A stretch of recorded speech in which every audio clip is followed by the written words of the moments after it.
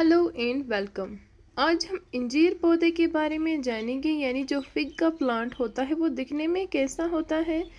क्योंकि हमारे कश्मीर में विंटर चल रहा है, सो इसके आउटर लेयर कुछ इस तरह हो गए हैं, बिना पत्तों के और बिना फ्रूट्स के।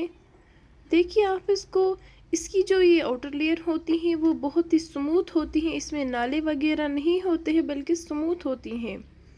ये जब छोटे होते हैं तब भी ऐसे दिखते हैं और बड़े हो जाते हैं तब भी ऐसे ही दिखते हैं। देखिए इसकी आउटर लेयर देखकर आप इजीली पहचान सकते हैं ये फिग का ही प्लांट यानी इंजीर का ही पौधा हो सकता है। तो आत लज़तदार कुलिच कशर पट अंजूर कूल वनान, और हम इसको उर्दू में इंजीर का पौधा बोलते हैं, और इन इंग्लिश वी से फिग प्लांट। विंटर के ख़त्म होने के बाद ही सारे पौधों में पत्ते आने शुरू होते हैं, यानी जिसके छोटे छोटे बड्स निकल आते हैं और फिर उन्हीं में से छोटे से लीव्स निकल आते हैं। आप स्क्रीन पे देख रहे हैं कि जो ये फिग का ट्री होता है वो कैसा होता है जब समर होता है, और इस पे बहुत सारे फिग्स होते हैं। पहले तो ये ग्रीन कलर के हो जाते हैं, फिर जब ये राइप हो जाते हैं फिर तो ये मैरून कलर के हो जाते हैं जब ये राइप हो जाते हैं, और ये बहुत ही टेस्टी हो जाते हैं राइप होने के बाद। अब बात करते हैं इसके लीव्स जो होते हैं वो दिखने में कैसे होते हैं। वो हैंड जैसे होते हैं, यानी हैंड शेप होती है उनको। आप देख सकते हैं स्क्रीन पे, ये बहुत ही ईजिली आपको पहचान सकते हैं कि ये पौधे ये चिनार के पत्तों से कुछ मिलते जुलते हैं, लेकिन ये डिफरेंट होते हैं उससे। आप देख सकते हैं कि आप पत्तों को भी देखकर इजीली पहचान सकते हैं कि ये फिग का ही ट्री हो सकता है। अब देखते हैं जो ये फ्रूट्स होते हैं ये कैसे निकल आती है। देखिए स्क्रीन पे पहले इसके छोटे बड्स निकल आते हैं, फिर उसके बाद लीव्स आते हैं, और लीव्स के साथ ही ये छोटे छोटे होते हैं और फिर धीरे धीरे बड़े हो जाते हैं। अब बात करते हैं उस चीज़ की जो सबसे अनमोल है, यानी जो इसका फूल होता है वो। हर कोई जो फ्रूट होता है वो फूल के बिना निकल ही नहीं सकता है। पहले तो ये फूल ही निकल आते हैं, फिर इसके लीव्स गिर जाते हैं, और फिर आखिर में ये ग्रीन कलर का जो फिग होता है वही रहता है, और वही धीरे धीरे बड़ा हो जाता है। हमारे कुरान पाक में भी इस फिग की यानी जो इंजीर का जिक्र हमारे कुरान पाक में हो गई है। फिर जब ये फूल गिर जाते हैं और वहाँ पे एक छोटा सा इंजीर रहता है, और धीरे धीरे वो बड़ा हो जाते हैं, और वो इस कलर का दिखता है जब वो अनराइप होते हैं। आप स्क्रीन पर देख सकते हैं। अब हम इस पौधे की जो इसका अनमोल चीज़ है उस पर नज़र डालते हैं। जैसे कि आप स्क्रीन पे देख सकते हैं, ये है इंजीर का फल जो पका हुआ है। इसकी ज़िक्र हमारे कुरान पाक में भी की गई है, क्योंकि ये बहुत ही अनमोल फ्रूट है। क्योंकि हमारे जो हुजूर पाक सल्लल्लाहु अलैहि वसल्लम थे वो अपने ज़माने में इसको ज़्यादातर खाते थे।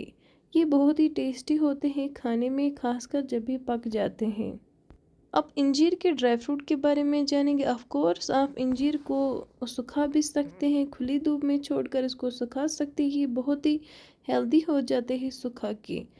आपने तो फिग ड्राई फ्रूट खाया ही होगा, और सुखा के इसका कीमत दुगना हो जाता है as compared to undried figs.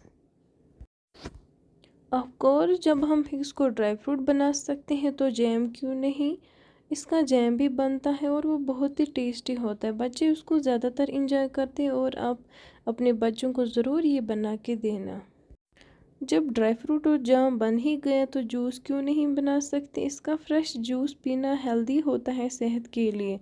आप इसको ईज़िली किसी जूसर में डाल सकते हो और इसका जूस निकाल सकते हो, वो बहुत ही टेस्टी होता है। और जब फिर विंटर आ जाता है, यानी नवंबर और दिसंबर का टाइम होता है, तो इस पर पत्ते और फ्रूट्स वगैरह जब हम उतारते हैं और पत्ते भी गिर जाते हैं, फिर इसका जो इसकी खाल है वो कुछ इस तरह होती है, खासकर विंटर में। और ये है पिग फ्रूट्स की स्टेजेस। ये पहले कैसा होता है, फिर उसके बाद कैसा होता है, फिर आखिर में ये पक जाता है और हम इसको उतारते हैं और इंजॉय करते हैं। Now we will see the benefits of fig fruit. Maintain and improve heart health, impact on bones, reduce the risk of diabetes, boost immune system को strong बनाता है, help us with respiratory problem, improve skin health। ये ज़्यादातर skin के लिए इस्तेमाल किया जाता है। इन ब्यूटी प्रोडक्ट्स में ज़्यादातर यही इंजीर का ही अक्स मौजूद होता है। Beneficial for women, during pregnancy हम इसको ले सकते हैं और ये बहुत ही हेल्दी होते हैं बच्चे के लिए भी और माँ के लिए भी। ये डायबिटीज़ यानी शुगर लेवल को कम करता है, बोन्स को ताकत देता है, हार्ट हेल्थ को प्रोटेक्ट करता है फ्रॉम हार्ट अटैक, और ये डाइजेशन में भी मदद करता है। And rich in dietary fibre इसमें होता है और विटामिन भी होते हैं इसमें। अब हम इसकी ग्रोइंग मेथड की बात करेंगे। आप इसको घर में ईजिली कैसे उगा सकते हैं। फर्स्ट इसको सनलाइट होनी चाहिए और वाटर होनी चाहिए, फर्टिलाइज़र होनी चाहिए, सॉइल अच्छी होनी चाहिए यानी जो ज़रख़ेज़ ज़मीन होनी चाहिए। आप किसी भी बड़े इंजीर के पौधे को ब्रांच काट कर लगा सकते हैं या किसी भी इंजीर को बीज निकाल कर बना सकते हैं।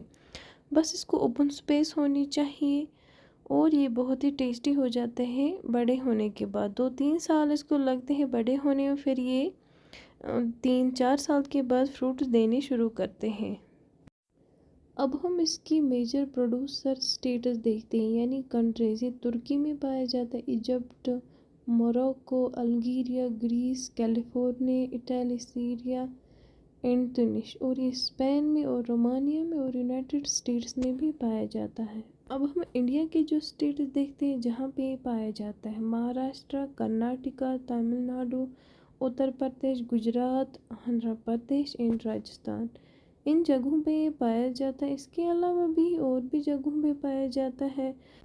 अब हम इसके साइंटिफिक नेम की बात करते हैं। Ficus carica is the scientific name of fig fruit and it belongs to the mulberry family. Mulberry family से बिलोंग करता है।